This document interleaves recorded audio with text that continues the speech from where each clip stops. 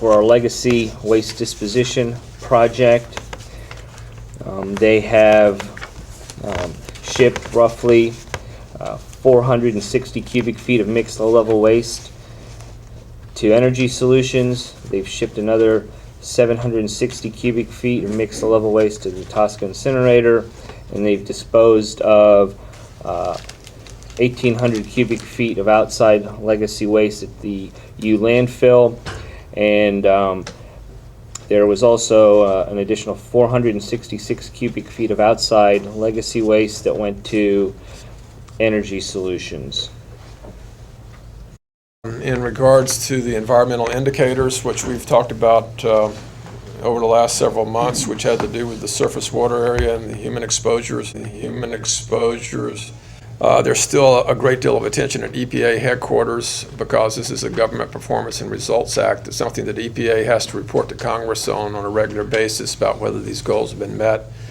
And the goals haven't been met for the Paducah Gaseous Diffusion plant, and so right now there's basically a great deal of pressure from EPA headquarters to do something about it, and Kentucky is working diligently with DOE and the Tennessee Valley Authority in reaching resolution on that issue. Is it related to that? Are we planning on seeing Rachel at all, or is she no longer coming to meetings? No, Bill and Rachel will continue to attend these meetings and to provide support. They're just both unavailable right now. Okay. Jim? Okay. On May 11th, the KDWM received or sent a letter to Mr. Jack Ray, and where there were kids actually swimming and playing in Little Bayou Creek, and that warning explained to them that there were excessive levels of uranium in that creek. But I understand this is all the child recreator scenario, the second worst case situation that you just experienced on May 11th. The first being if they were out there drinking the water. We believe it to be on DOE property. So it's property that's owned by Department of Energy. Is this not on private property? I don't know how many kids are out there swimming in it, but if they were swimming and playing in that stream, surely one of them took a drink, and if that stream's contaminated with transuranics. Yes, I'm Dr. Clinton Cook. I'm a practicing GYN cancer surgeon, and if I could, I'd like to take a few minutes of your time and explain a little bit from a medical standpoint what we consider the hazards around this state and some of the two hot spots, which are eastern Kentucky and radiation exposure from western Kentucky. I trained at in Louisville. Yes. You said, how lengthy are your comments going to be? 5 minutes. Then I Very need to short. ask the board if they're interested in having that on the agenda, or if you want to hear those comments at this time. Is this an item that you would? Didn't we cancel the site management plan talk? Yeah, it's canceled. I'm asking the board what you'd like to do. If you want to hear, my concern is that we've got a certain amount of time allocated, with well over it. If there are going to be lengthy comments or questions or conversations, we can either hear them now if the board wants to, or we can slate them on as agenda items so that we know that we're prepared to talk about them. This will not be a lengthy conversation. This I'm is asking- data collection from a medical standpoint on the cancers in this region. Okay, and I'll So be it's- glad to discuss that. Let me just check. I want to see what the board's pleasure is. Want to Rhonda, hear it? Yes. We want to hear it. please Okay, proceed. thank you. I trained at the University of Louisville, medical school, trained in Atlanta, and had 2 years of cancer surgery at Emory University, and trained also at MD Anderson in Houston as an advanced senior fellow for the NIH.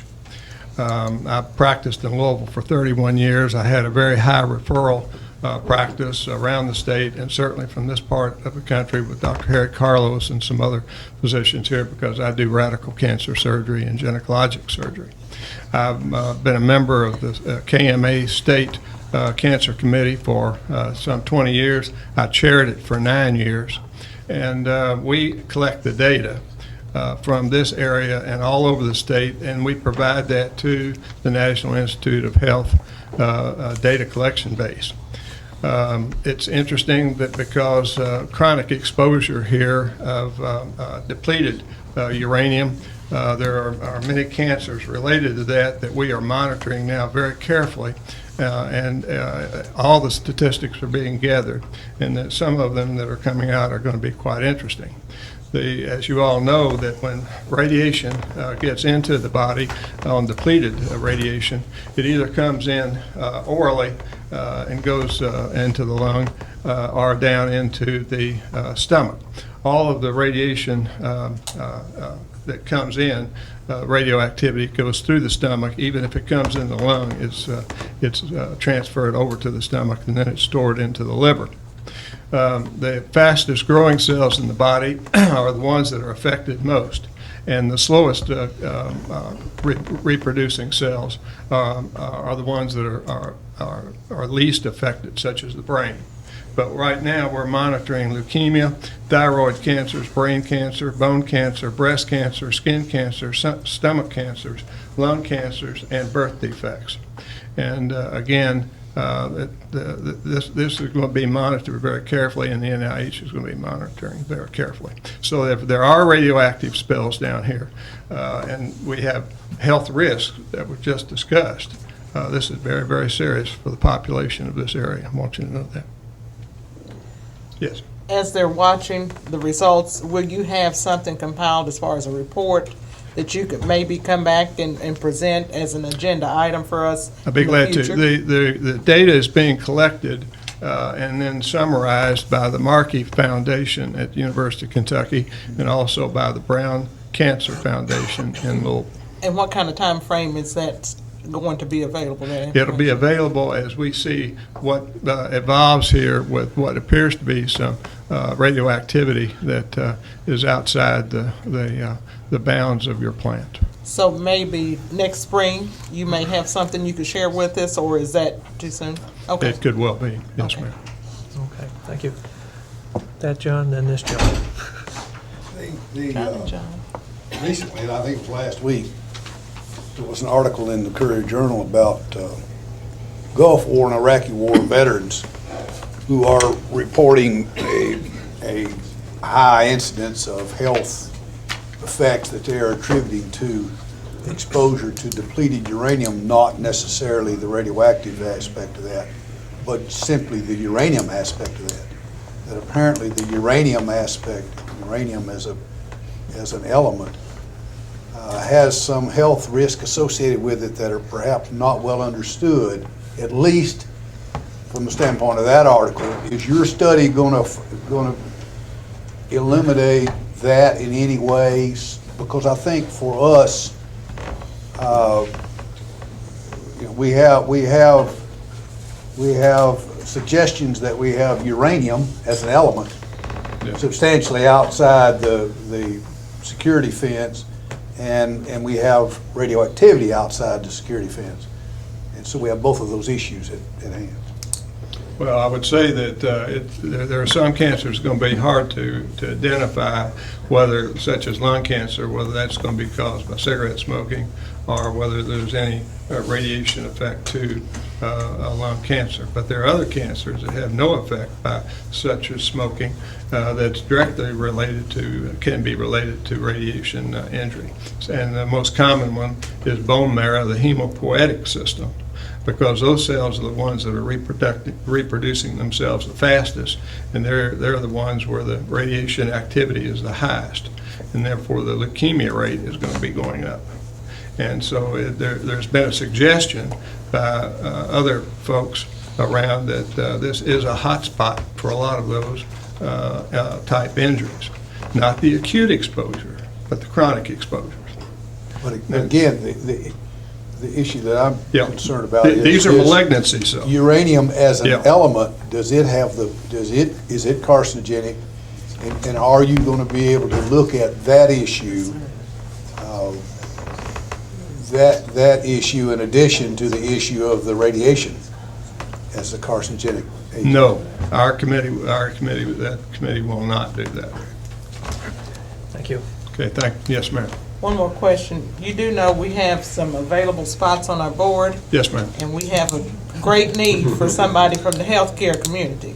Well, it looks like I appreciate you saying that because it looks like they want to get me off here pretty quick. No.